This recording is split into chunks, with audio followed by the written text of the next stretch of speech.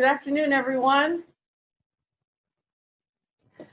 Welcome to Tuesday, and we know that the broadcast is not your typical time, but it will be on MyW Life on Tuesday night and broadcast twice on Wednesday. So we thank you for your understanding. And we'll start off as we usually do, but not as we usually do.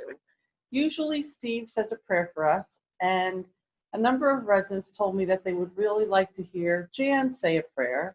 So we welcome Jan, and she's going to jump in and say a prayer for us. There she is.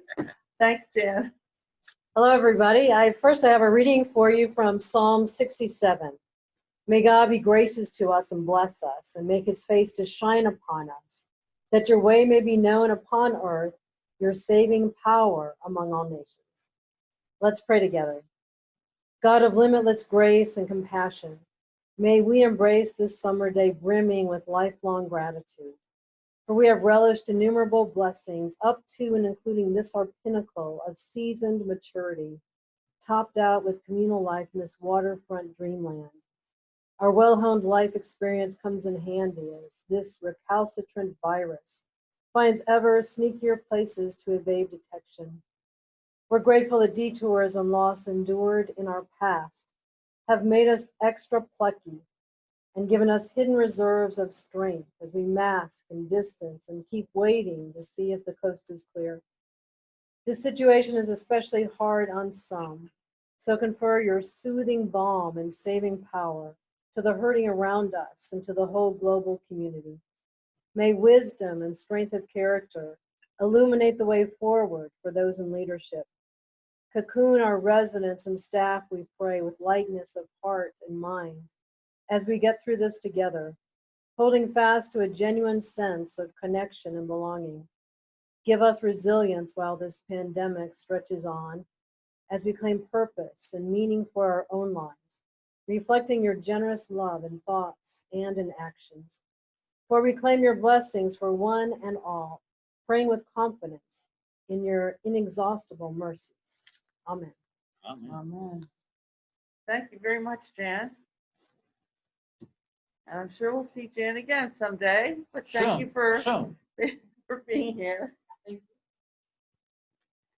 And of course, usually one of the typical things we do is to ask Steve if he has anything that he'd like to share, and maybe he's brought the voice along. So, Steve? There's the voice. Hi, of course I'm here. Well, voice, you're sort of the voice of Orlando. Is there anything new from Orlando? Well, I do have a little problem now. You have a problem? Well, I asked them who was the best community in all the Westminster communities, and all 10, who was the best? That was sort of a mistake. I see. You didn't get the answer you wanted. Well, they said Westminster Shores would be the best, except we have the chief complainer of all the communities. We have the chief complainer, the top complainer. Whoa, who is that? Well, because of HIPAA laws, I can't tell you who it is or whether it's male or female, but they're here. But gee, I thought if we knew who it was, maybe we could, help them and solve the problem. Well, you probably do know who it is. I mean, all you have to do is listen around, They're always complaining, always negative. You get too close to them, it takes the spirit right out of you. Oh, wow, that's very serious. That if you listen and hear people complain, you could keep score all week, and then you'd find out at the end of the week who's the top complainer. I see. That's not a contest I'd really like to win. Well, if you get close to this person, you'll know all around it. Oh, gee, well, sometimes when people complain all the time, it's because they're sort of hurting and they need somebody to listen to them. Well, you can listen, and that probably help. And you know what happened if we found that person and helped them? Well, what would happen? then we'd be number one, number uno of all the communities. Oh, wow, that'd be sort of nice. Maybe we ought to listen and see if we can identify that person and sort of help them feel better. That'd be very good. But while we're listening, we could listen to Lynn too. Here's Lynn. Thank you, voice. And I would encourage residents who need to be heard, residents who would like us to listen to them, always please come share your thoughts. If you don't see us, you can write them down. We're always interested in what you're thinking about or how we can make things better if that's possible. But we do want to listen. We try hard to do that. And if we're failing at that, or someone feels like we're not quite up to being the best listeners, then I encourage you to please come forward and help us. Help us be more mindful and be more open to listening to you. So thank you, voice. Appreciate that. All right. A few things about Sunrise Point.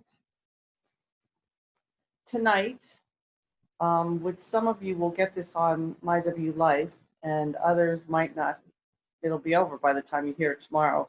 Tonight will be the last nighttime pour for cement at Sunrise Point.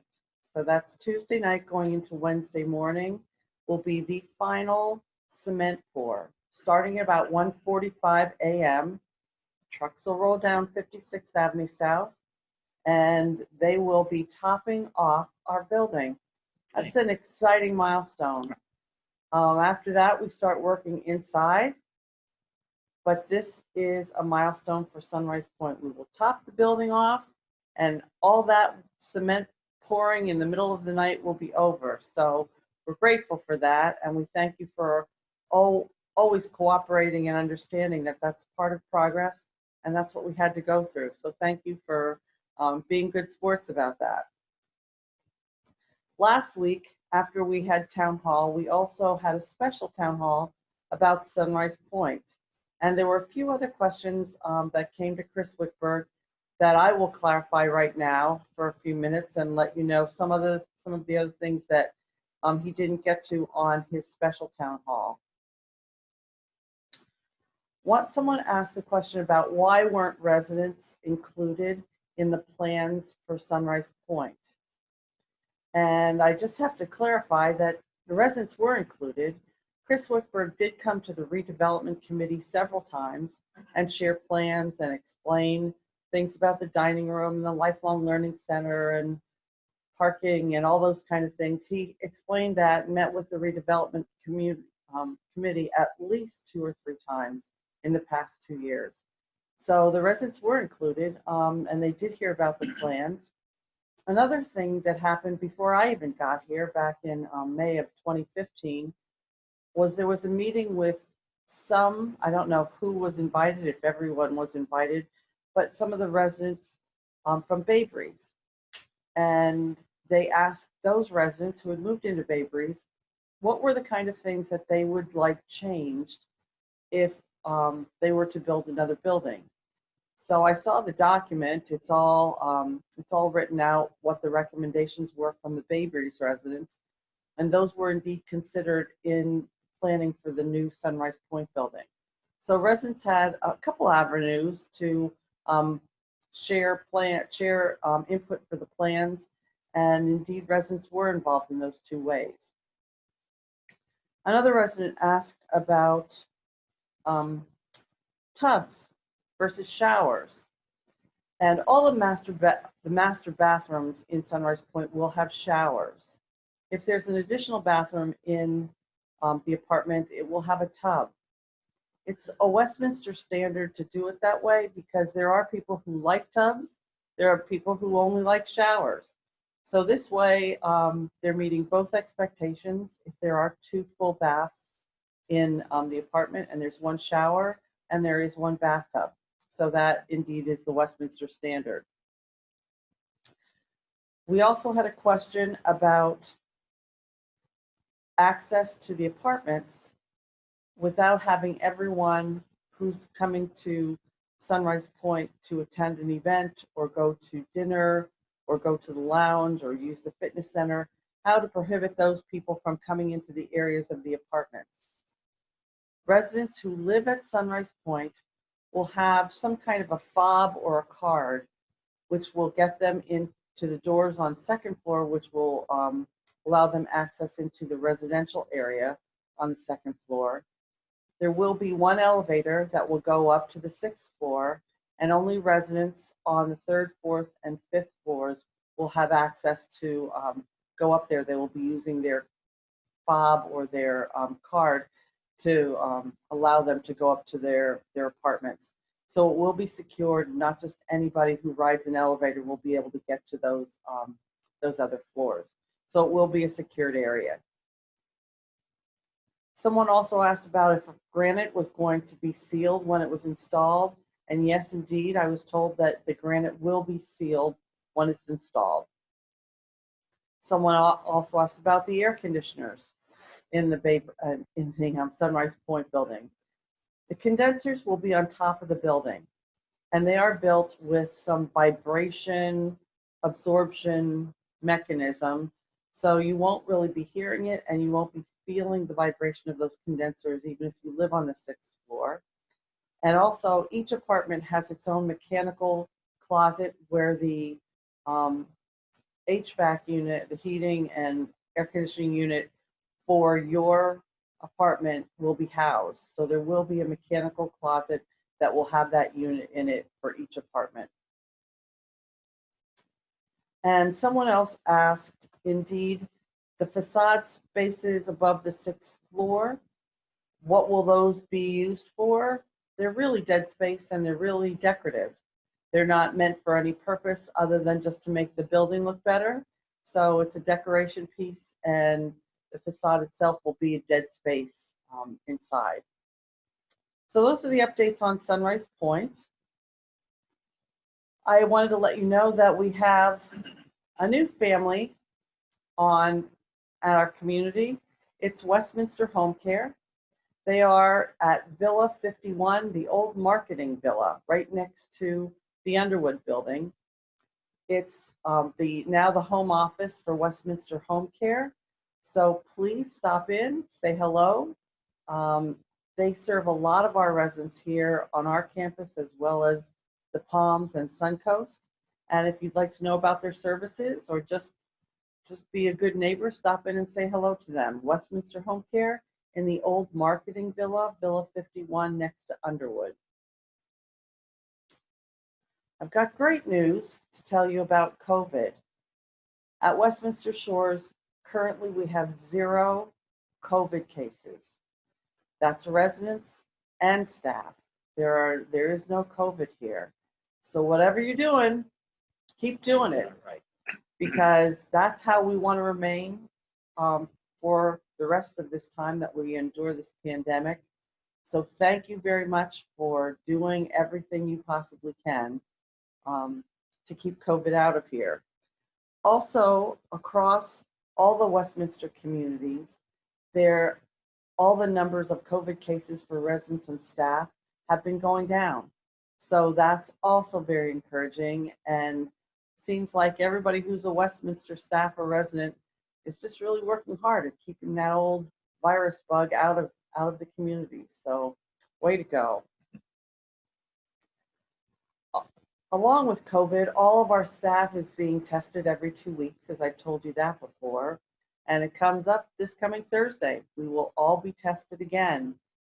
Last time, we only had 1 case, and that person was retested and was negative. So we're wondering even if that first test, that positive test, was not a valid test.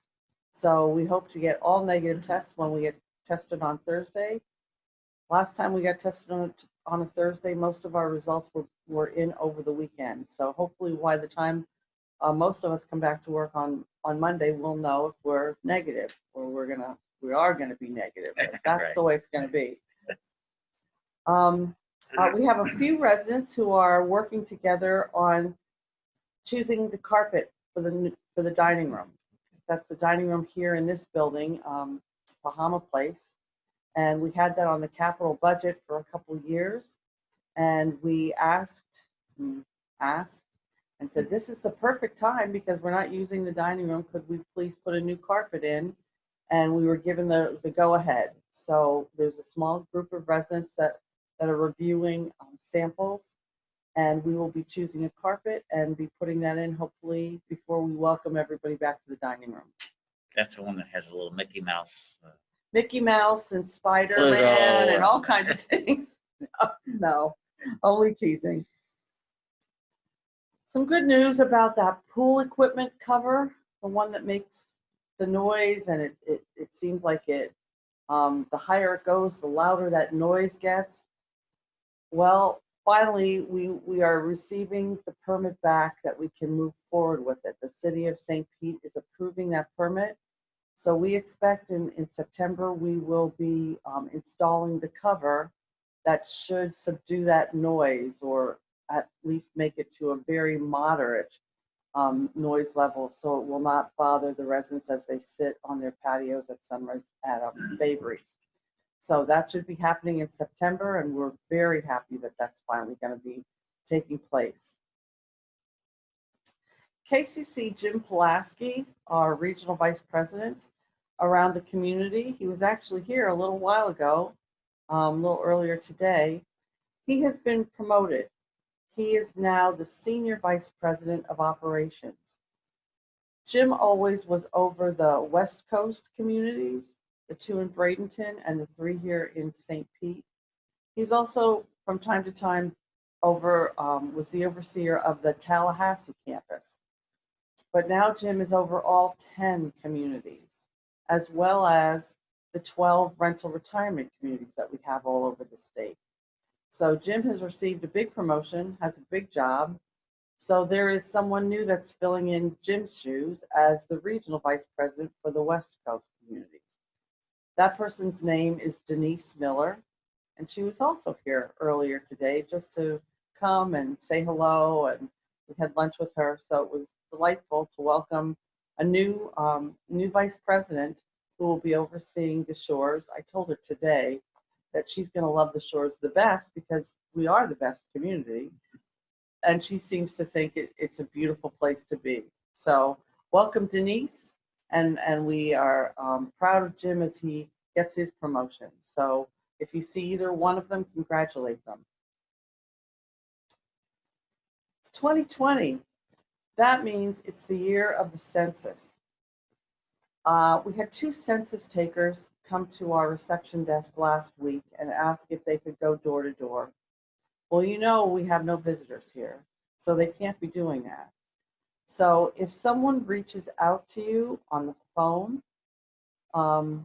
about census information or sends you something else in the mail to complete again, please take it seriously. It affects our community, not just our Westminster community, but South St. Petersburg.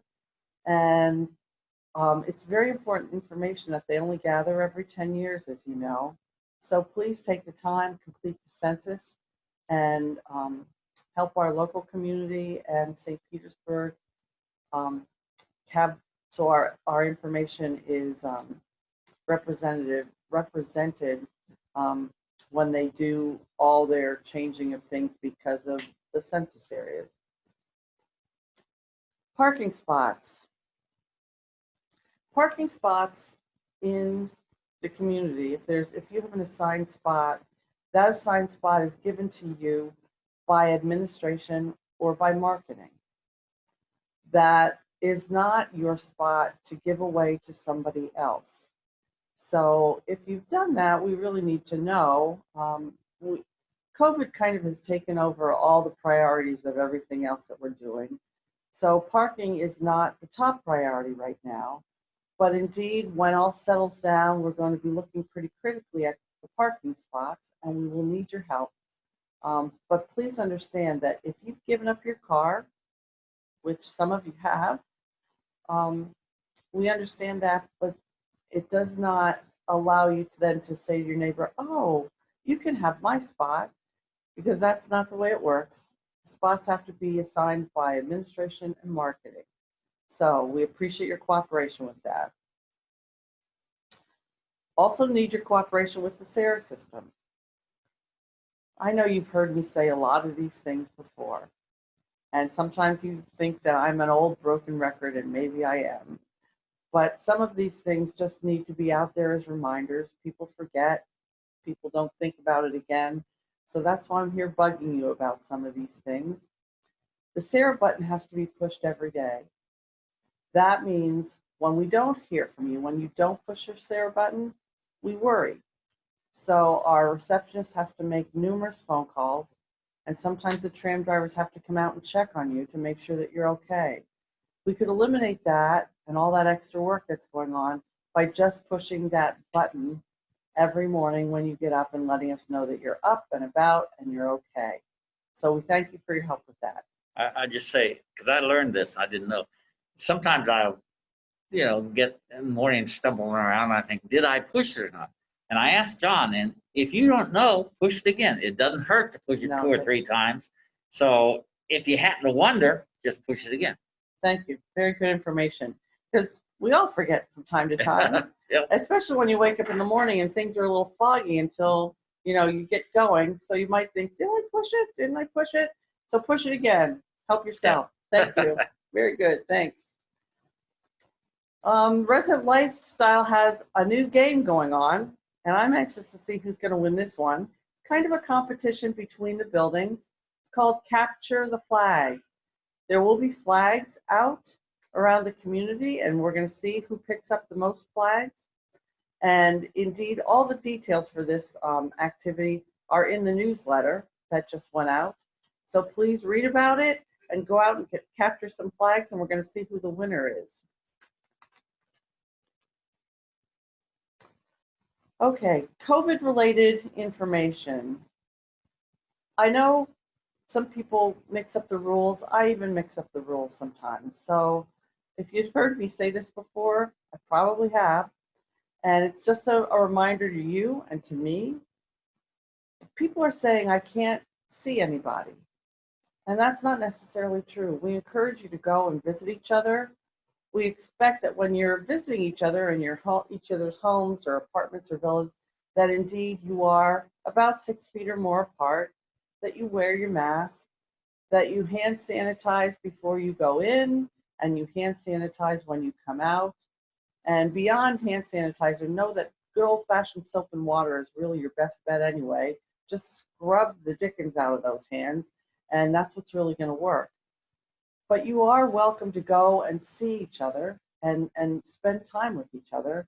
So when I'm hearing people say, I wish I could see people again, you can. Go ahead. Go visit each other. Small groups, we're going to try some small groups again. We kind of backed off of that when we had a couple COVID cases here because we didn't want community spread and we didn't have community spread. So we're going to try some small groups, 10 or less, 8 or less, and we're going to start with some committees and ask the committees if they would like to join together and work together on the work that they're assigned to do. And if those go well, then we'll probably be opening up smaller group activities as well. So you'll be hearing from your chair of your committee that we will be doing some small group activities, which are going to be the committees first of all. And if you're a chair, you go to Ashley, say, can I have a meeting at this time and in this place? Because she keeps coordinating that. I just did that, so I know it. There you go. And Ashley's the keeper of the rooms. So if you'd like a room, ask Ashley. This is going to sound like a real broken record, but I'm going to say it probably every town hall going forward. Masks are required. They're not optional. Masks are required. When you leave your home, your apartment, your villa, wear your mask. If you come over to the Bahama Place reception desk, we're going to send you back. We don't have an unlimited supply of masks. So you must wear your own mask. And everywhere you go outside of your apartment, you need to be wearing it. So thank you very much for cooperating with that. But they're not optional. They're required. So thank you very much for that.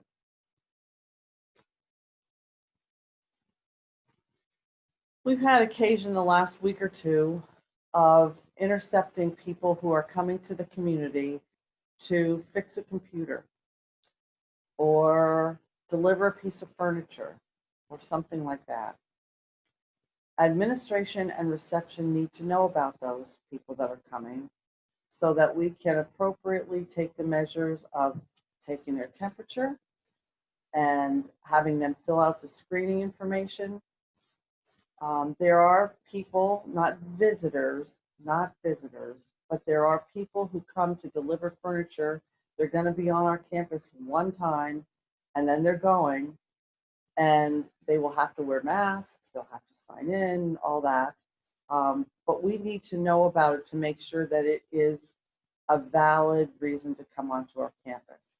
So we ask if you're expecting a piece of furniture or something like that, please notify administration and also notify the front desk. Also, if you go away overnight, things have changed greatly with this. At one point we were, if you went away overnight, be it just one night or be it you're gone for 3 months, you would have to quarantine for 14 days. And then it was 10 days. And then it was 5 days. And it was 5 days, and then you would test on day 6. And if that test came back negative, then you were off of quarantine. Well, the rules changed again last evening. And the rules now are, if you go away overnight and you come back to the community, to the shores, and you have no symptoms, no COVID symptoms, you don't have to quarantine. So that's a brand new rule as of last night. But if indeed you go away overnight, like I said, one night, a long weekend, a week, a month, or 2, and you come back, if you have no COVID symptoms, you don't have to quarantine. So that's good news. People were worrying, oh my goodness, I have to quarantine for 2 weeks? What am I going to do for 2 weeks? Well, new rule as of last night. So that's good news for residents who would like to go off campus. Also, sometimes I get told that residents are like breaking the rules and they see someone on the campus who shouldn't be here. I thank the majority of you I know are following the rules and all the restrictions and the precautions, the masks and the distancing and all of that. And I thank you. That is the reason, you are the reason that we're COVID free here. You're doing such a great job, and I can only ask you to please keep it up. I know it's boring. I know it's not fun not being able to go out to a concert or to a movie or something like that, but you can go off the campus and then come back. It's just, we want to do it in a safe way. So please, thank you. Whatever you're doing it right, because we are COVID free, and I thank you very much for that. And just keep it up. Know that we do watch hurricanes every morning before my feet hit the floor.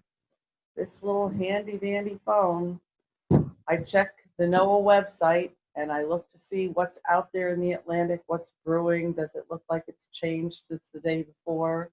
There are currently 2 storms out there. Last night on the news, I heard that they weren't predicted to be a threat in the next few days, but who knows what direction they'll be taking. What we do is encourage you, if it gets to the point that we think it's going to be a hurricane and it's going to come in our direction, get out of Dodge. Get in the car, gas it up. I would say always have a little bag ready to go. Kind of like if you're expecting and you don't know when that baby's coming, you always got that bag by the door and you're ready to go.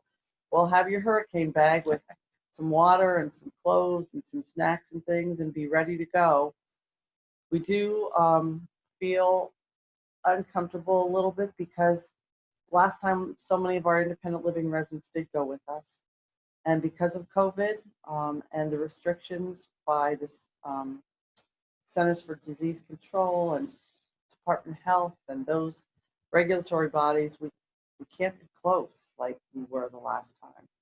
So we expect that you're all going to just head out of town or head to your hotels or wherever your planned evacuation site is. But keep an eye out. If indeed things do look very threatening, we will be in touch with everyone. We will do a call them all, let you know that it's time to start moving. And they still have that little brochure that Eva made out of potential hotels. Right. Eva did put together a brochure that That's a very good thing. It had the local shelter areas. It also had hotels in the area. So if you need that, if you misplaced it or didn't pick one up in the beginning, ask Eva. She can make you another copy of that. So that's a great idea. Thanks, Steve. There will be a water shutoff on Thursday morning around 10 o'clock. It will affect almost the whole campus. So get up before 10 and make your coffee or whatever you're going to use your water for. We hope it won't be down for more than 2 hours, but you never know when you're dealing with underground pipes and things. So plan at least 2 hours. Thursday morning at 10 o'clock, there will not be any water available. Sorry for the inconvenience, but we do have a leak and we have to repair it. And I want to go through the questions that I received this week. Are the clear plastic containers being used in meal delivery for salads, desserts, are they recyclable? They have a recycling code number 3 on the bottom. I did check, and Kevin double checked for me. And in St. Pete, they only used to accept numbers 1 and 2, but they now accept numbers 1 through 7. So number 3 is indeed recyclable. And another question is, will the Sunrise Point building have solar panels on the roof? And no, it won't. We've approached that. Your redevelopment committee has also asked Chris Wickberg about that. Check your Florida legislature. They're the ones that prevent it. And we will not be having solar panels on the roof. Has there been any constructive response from the city to the questions raised about assisted living residents being able to shelter in place here at the shores in the gallery? The required generator is indeed in place, but because we live in an A evacuation zone, we are going to be told to evacuate. Reason being is all level A evacuation zones will not have emergency response. Once they tell you to leave and you don't leave, there will be no firemen or policemen or ambulances coming to level A evacuation areas. So we have to leave. If Pinellas County orders us to leave, we have to leave. And we are duty bound by law to take care of the assisted living folks, and they will be the first to go to evacuation sites. So even though we have the generator in place, we still live in level A evacuation area and we will be going. So I have asked numerous times if indeed our residents could shelter in place, particularly the residents who live in the 3 newer buildings who are, the first floor is all parking. I spoke to people at the city. I have not heard back from one person. They told me there was a gentleman that should be calling me, and I haven't heard back yet from that person, but I did talk to several others. And they did tell me that what they're worried most about is storm surge. And if it's a level, what do they call it, a category 1 hurricane, that the storm surge can be 10 to 15 feet. If it gets to be a level 3 or level 4 hurricane, the storm surge could be 30 or 35 feet, which is a very dangerous thing for us. So in a level A, they always consider the biggest problem not necessarily to be wind, but to be storm surge. And that's why we have to leave. So I did ask the question if residents can shelter in place in their apartments, and the answer was no. Also, if indeed you disobey the county order to evacuate, because we live in level A, it is a misdemeanor. And the police will have to be called, and they will come and tell you it's a misdemeanor. And indeed, you will have no emergency services available to you. So the city, the county believe that they are not going to put their emergency staff in jeopardy when you've already been told to leave a level A evacuation zone. So there will be no one here to help you. They won't put their staff in danger. So we expect that everyone will be evacuating. Are there plans to reopen the dining room again? It would be great to see all those people again. Not at this point. I'm going to be asking the question if we could go back to maybe limited seating or something. I really am very cautious. We are at that point where we have no COVID. Right. And I really don't want us to have the potential of community spread here. That would be horrible for all of our residents. So right now we're going to say there will be no dining, but I will, as we go on in the next couple of weeks, I will be asking the question. And those are all the questions that I had. Steve, do you have anything else? Well, I would just add to what I said last time about trying to develop some people who want to learn how to make jokes and so on. And I've talked with Ashley, and if we could find groups of 5 or more, or 5 or less, 5, 4, 5, 6 people would like to go on a Zoom conference, and I would teach them a little bit of how to make a joke. There's a process to do that. And if you'd like to do that, if you let Ashley know, she'll line up some people and we'll create some times where we can do that. And the reason for that, one would be just, it would be fun. But the other thing is, there is really medical evidence that laughter is good for you medically. I mean, laughter lowers immune system, releases stress, and raises the spirit. And I think the irony is, and they've discovered this, is that's true even if you don't think it's funny. If you go through the ha ha ha ha ha, all that stuff, that actually has a physical, medical benefit for you. So even if you're a lousy joke teller, it's good because you help people. And if you are interested in participating in this, talk to Ashley. We'll line up some groups. We'll have some joke design, and then maybe we can bring some of the best jokes on a town meeting or some sort of group.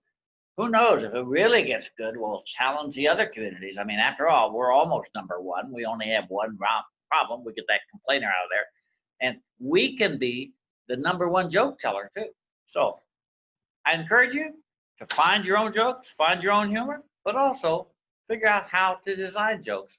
And then we'll get together and we'll talk with Ashley and get a couple little Zoom conferences to make it, and we'll have some fun. So that's what I have to say. Okay, thank you. And thank you all for joining us again today.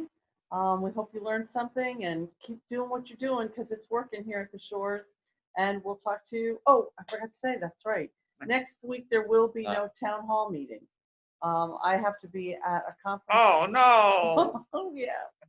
I have to be at a conference to earn my credits so that I can keep my Florida license. So I will not be here to record a town hall. So as the old song goes, see you in September. And that's it for our town hall. Thanks, everyone. Bye-bye.